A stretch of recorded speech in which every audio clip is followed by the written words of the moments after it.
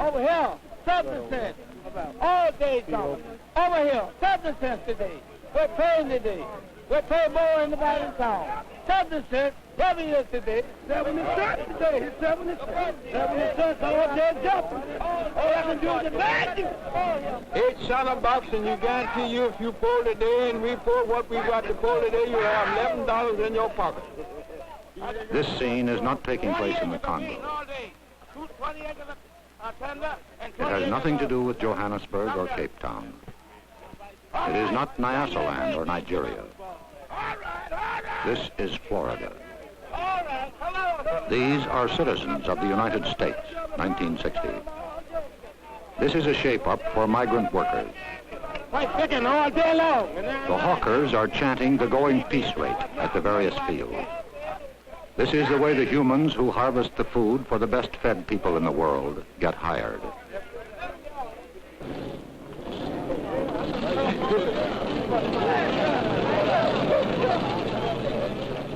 One farmer looked at this and said, "We used to own our slaves. Now we just rent them." The Secretary of Labor looked at the migrant plight and said, "I think they're the great mass of what I've called the excluded Americans. They are people who cry out, workers and their children and their wives, who cry out for some assistance, and whose plight is a shame. It's a shame in America." The president of the American Farm Bureau Federation, the largest farmers' organization, says, I think that most social workers would agree that it's better for a man to be employed, even if his capacity is such as to limit his income. And we take the position that it's far better to have thousands of these folks who are practically unemployable, earning some money, doing some productive work for at least a few days in a year. this is an American story that begins in Florida and ends in New Jersey and New York State with the harvest. It is a 1960 Grapes of Wrath that begins at the Mexican border in California and ends in Oregon and Washington. It is the story of men and women and children who work 136 days of the year and average $900 a year. They travel in buses. They ride trucks. They follow the sun. Well, I don't know. It don't look like we'll ever get ahead. I guess we'll just have to keep going till we can find something better. A minister named Cassidy, who works with them, says, "They are just as bad as the slaves. Only on name they are not a slave, but in the way they are treated, they are worse than slaves. And somebody has made thousands of dollars out of his sweat. Is that a slave or not?" They are the migrants, workers in the sweatshops of the soil, the harvest of shame.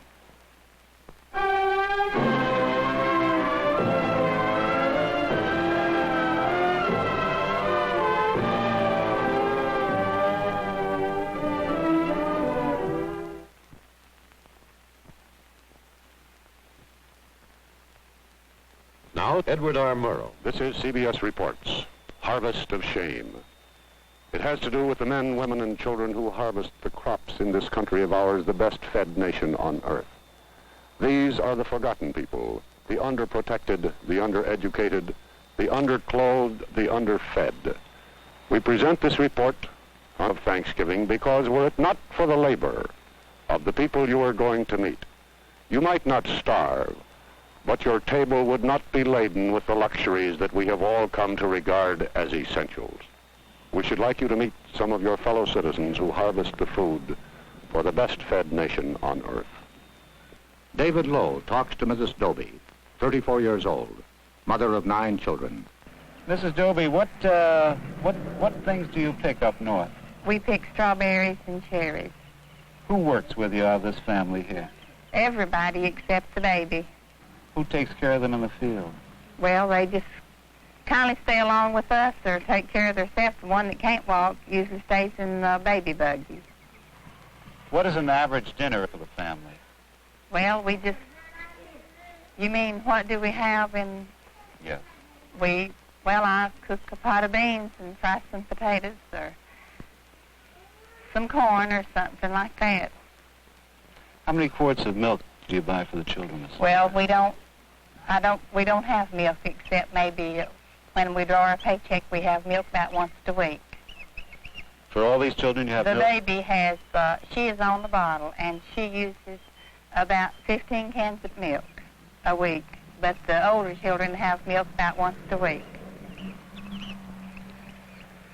Do they like to drink milk, Mrs. Jones? Yes, they like milk. The only reason I asked that question, I was quite shocked that they had milk only once a week. Just thought they didn't like it, but they like milk, but there's so many, a gallon of milk will make them a glass around, and so we just can't afford it every day. What do you want most for your children, Mrs. Dobie? Well, I'd like for them to have a career, whatever they'd want to be when they got older. Of course, the smaller ones, don't realize yet to know what they'd like to be. But the older girl, she'd like to go to school if she could. Of course, she'll probably be like the boy, have to quit as soon as she's old enough. She really likes to go to school, but she had to miss last week because she had to keep the baby for me to work. Mrs. Dobie, wouldn't you ever care to have a house of your own? I'd like to have a house. We plan to buy one. If we could ever get enough to pay down on one, we'd buy one. Do you think this will ever happen? Well, it don't seem like it. This is Belglade, Florida, where the exodus has its beginning every year.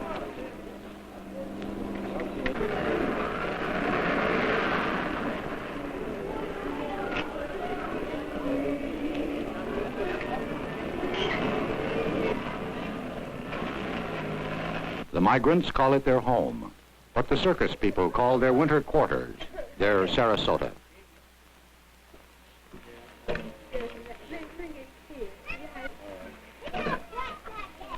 Charles Goodlett, Chief of Police of Belglade, says, the problem that we have now are the ones that come here that don't have the money to rent a room. They'll sleep around the bars, in the grass, in the packing houses, around the lake area, in the parks, any place they can find to sleep, to rest for a few hours. They come here with one thought in mind, is to survive till the end of this season and save enough money to get to the next state, going north. From towns like this throughout Florida and throughout the South, the 2 to 3 millions move out on their annual migration, which ends in late November.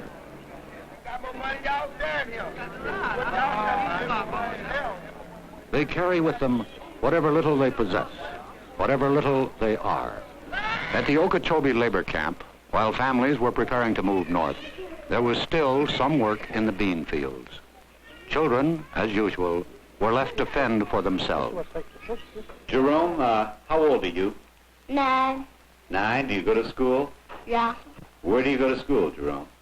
At the Okeechobee Elementary School. I see. What is your sister's name? Lois. That's Lois. And what are your other sisters' names? Catherine. And Beulah. Catherine and Beulah. What happened to your foot, Jerome? Drove a nail in right there by the washout. So you drove a nail in out by the wash house. What did your mother do for that? She put some alcohol on it. Where do you sleep, Jerome? In his bed. You have this big bed? Yeah. What happened? How did you get that hole in that bed there, Jerome? The rat. The what? Rat. Now, Jerome, you are taking care of Kathy, of Beulah, and Lois. Yeah. Now, are you going to give them lunch today? Yeah. What are you going to feed them? I don't know. Do you have any food here to give them? Yeah. I see. What time does your mother come home? I don't know. The following day, Aline King, the mother of Jerome, Kathy, Lois, and Beulah, again was picking beans. Aileen King, I saw your children yesterday at the Okeechobee camp. Why didn't you put them in the nursery? Don't make enough to pay for it. How much does it cost to put them in? 85 cents. 85 cents. That's right. Aileen, what time did you come out the field this morning? 6 o'clock. What time would you get home? About 3:30, 4 o'clock. 6 this morning to 4 o'clock this afternoon. That's right. How much did you earn? $1. $1? That's right. $1. Is that because the beans were of poor quality? That's right. Has this happened before? That's right. How much will your food cost you today? About $2. Aileen, how old are you? 29. How many children do you have? 14. How old were you when you first started working in the fields? 8. You've been working 21 years in the fields? That's right. Aileen, do you ever think you'll be able to get out of this kind of work? No, sir. All the migrants travel fourth class. If there is a privileged class, they ride in their own jalopy, in the best Jode family tradition.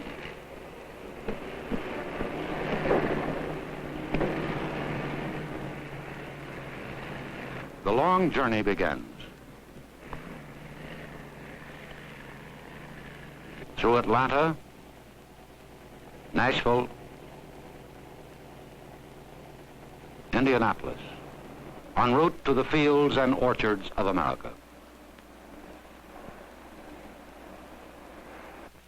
Lowe has been following the migrants for the past 9 months. Some are freewheelers who travel as a family unit. He met the Parsons family as they were about to leave Belglade tomatoes for Indiana strawberries. Mr. Parsons, do you think the farmers you work for care about your problems? No, sir. They're not in particular worried about you. They just want their stuff out and you get away as quick as possible. Would you say that you're welcomed when you're needed? Well, that is the only time that you are welcome is when they are needing you. They're friendly and everything, but once they're done with you, well, they'd rather for you to move. Did they ever ask you to leave their places? Oh, yeah. They tell you if you finishing up like tomorrow, well, they had rather for you to be out and gone in about 3 days, and that way it'll cut down on their electric bills and all the other stuff. What do you want most in this world for you and your family? I'd like for my family to be well, stay together as much as possible. I'd like to be on a farm somewhere out away from so many people, to where they could attend one church and be interested mostly in one school, and that way I believe they'd all be better satisfied. Mr. Parsons, do you think this will ever happen? Not at the rate that I'm going now, no. Most of them ride 1,500 to 2,000 miles to work in vehicles owned by crew leaders who recruit the workers for the migration north. This is the Roach family looking for work. Mr. Roach, how did you happen to come to this place? Well, I came to Augusta, and I was talking to some people, and they told me to come on down to Waycross, that there was lots more work around Waycross, see? Well, how many miles have you been traveling looking for work so far? About 1,600 and something. Mr. Roach, where did you spend the night last night with your family? Over in the woods. Pulled off on the side of the road, a little dirt road, and slept in the woods outside the car. May I ask you, sir, what did you have for dinner and your family last night? Well, we had bologna sausages and loaf bread. That isn't very good food for a growing family, is it? Well, we made on it. How much money do you have in the world right at this moment? I only have about $1.45. Well, what do you intend to do about food for your family today? Well, I've always worked and I always figured I could get work. I had never been where I couldn't get a little something to do. The vegetables the migrants picked yesterday moved north swiftly on rails. Produce en route to the tables of America by trailer is refrigerated and carefully packed to prevent bruising. Cattle carried to market by federal regulation must be watered, fed, and rested for 5 hours every 28 hours. People, men, women, and children, are carried to the fields of the North in journeys as long as 4 days and 3 nights. They often ride 10 hours without stop for food or facilities.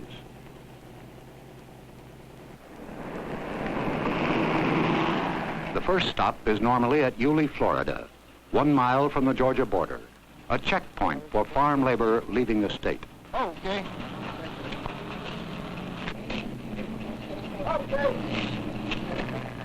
There are other stops. Kingsland, Georgia, for bread and sandwich meat. Darien, Georgia, for facilities.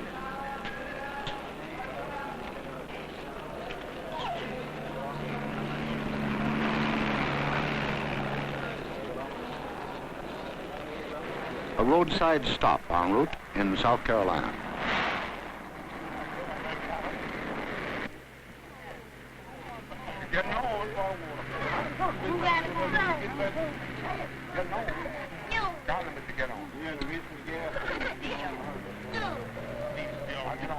One 1,000 miles north of Belgrade, Florida, by way of U.S. Routes 17 and 301, through Jacksonville, Savannah, Charleston, Wilmington, and New Bern, is Elizabeth City, North Carolina, a bean stop, good for 6 weeks' work.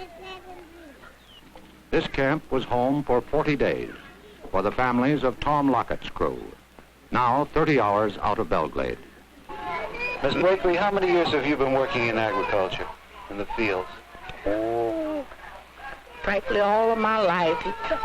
I haven't did no other work much but in the field all of my life. I raised all my kids working in the field. I noticed that there's some straw over there. What is that for? Well, that was the straw they brought for the people to sleep on. Well, weren't mattresses supplied here? They used to be, but they ain't now. Mrs. Blakely, where is the water supply over here? That's it right there. For how many people? But this and that over yonder, they all use the same. And how many bathrooms are there here? Now. Where do you use the bathroom? Where are the facilities? Don't have one. We use our tin tubes. Mrs. Brown, how did the children fare on the journey up north? Well, they got kind of fretful, you know, and got so riding, handling them. But we made it. Miss Brown, may I ask how old you are? I'm 37. Mrs. Brown, how many years have you been working in the fields? All my life. Do you remember how old you were when you started? I was about 8 years old. Would you like to get out of this work? I sure would. Do you think you'll ever be able to? I'm hoping so. Do you think you'll be able to, though? I don't know. 20 miles from Kitty Hawk, North Carolina, the workers, driven 900 miles north by crew leader Norman Hall, picked beans at the prevailing rate of 50 cents a hamper.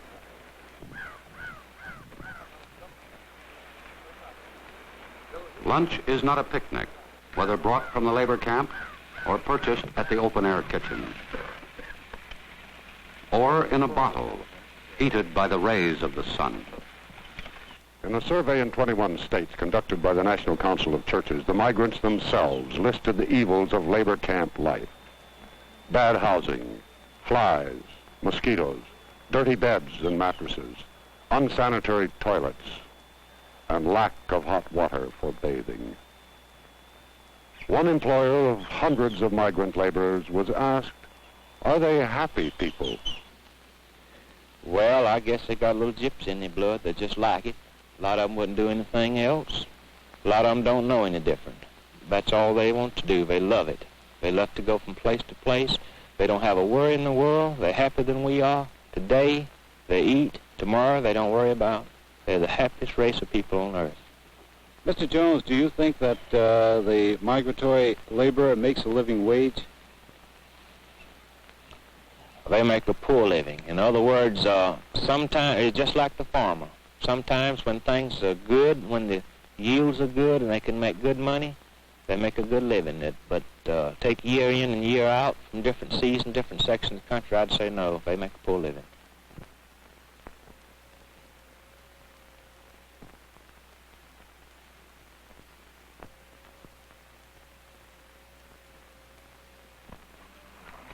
There are days when beans are not ready for harvest, and that's one more day with no income. Ed King, a crew leader, hauled his workers to this camp at Powell's Landing, Virginia, where they worked 5 weeks pulling corn and picking beans. And when the fields have been stripped in North Carolina and Virginia, the trucks and buses again move north.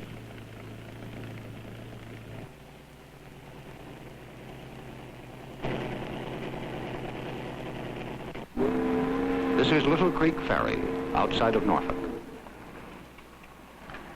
20,000 migrants are ferried to the fertile fields of the Virginia Cape and the eastern shores of Maryland and Delaware for beans, tomatoes, asparagus, and potatoes.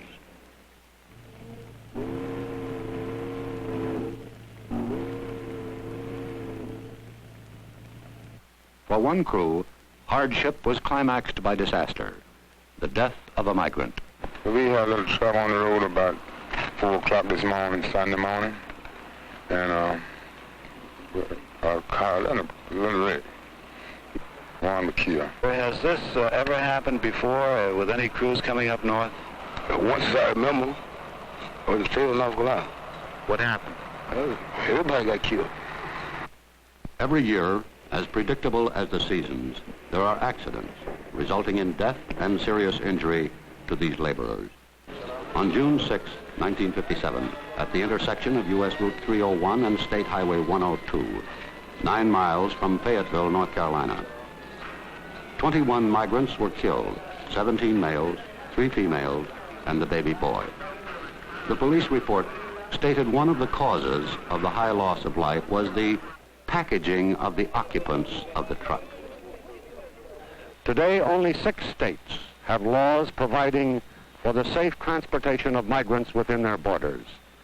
The state of North Carolina is not one of the 6. Secretary of Labor Mitchell. Hardly a year goes by that we don't read in the paper of some very serious accident where sometimes a dozen or more people have been killed purely because there is no interstate standard with regard to safety. Another complication of the migrant stream is the constant flow of foreign workers into the available pool of domestic workers. Hundreds of thousands of Mexican braceros and thousands of offshore laborers from the Caribbean area, hired by contract, depress the wage scale of the domestic migrant. This controversy is most bitter on the West Coast.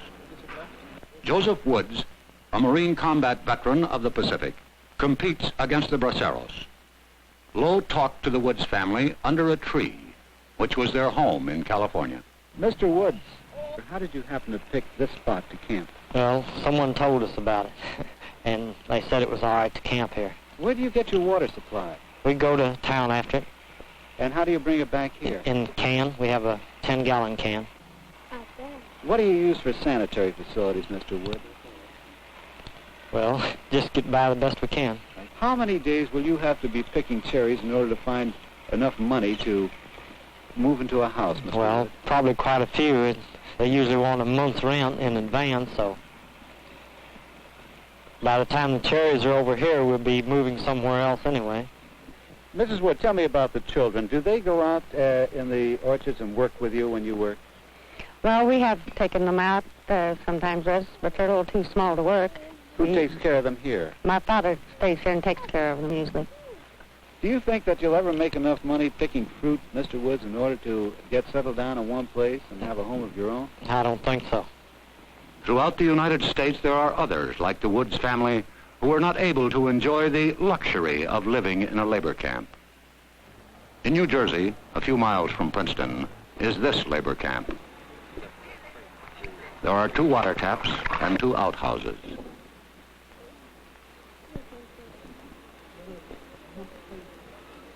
Families live in one room, usually in one bed. The single men live in the bull pit.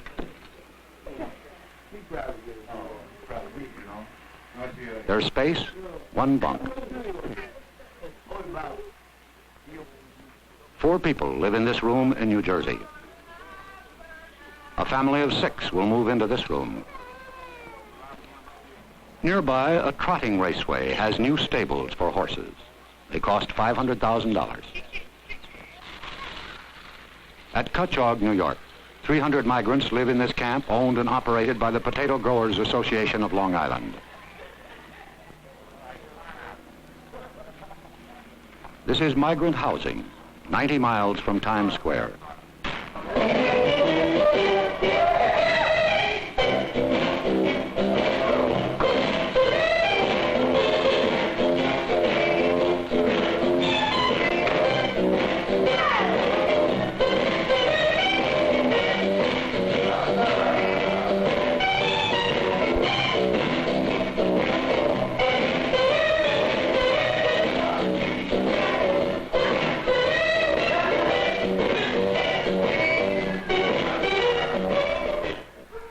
Some have tried to leave the endless migratory stream.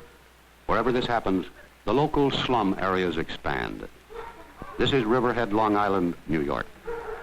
A minister said, this is as primitive as man can live. This settlement of former migrants is called the Bottoms. In Shenango County, New York State, a farm labor camp.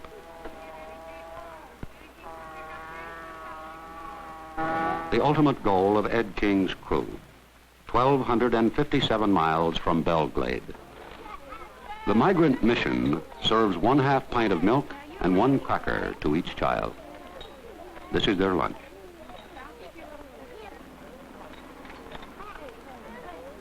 Their parents eat lunch in the field, sometimes 75 miles away. This is the living space of Eileen King and her 5 children. The room is similar to their winter quarters in Belglade, only smaller. Charles Schumann, president of the American Farm Bureau Federation, says, we're the only group of people that furnish housing for our workers. And we furnish these extra benefits, perquisites. Some sections call it the furnish. And it's almost impossible to calculate the value of these added benefits. At the same time, we don't condone inadequate housing. Mr. Schumann, why does the American Farm Bureau Federation so violently oppose federal legislation? I think there'll be more rapid progress with state regulation than there will be with federal regulation. We think that federal legislation will follow the route that almost all federal legislation does, of additional and more stringent and more regulations with more and more red tape, and more cutting to a certain pattern all over the country. In effect, it would probably rule out the use of migrant labor very quickly. the middleman between the farmer and the migrant is the crew leader, a remnant of the padrone system in wide use 60 years ago. Ed King, a crew leader, says, well, a crew leader, he have to, in a way, he have to be the father and mother and all when he takes this crew out, because the whole crew mostly be dependent direct on him. Reverend Michael Cassidy, who travels with the migrants, says, well, some of the crew leaders, they are good, but the majority of them, they are bad. They are so bad that they are the worst that they can be. They're trying to skin alive these migrants. They take every dime they make. They try every scheme as possible.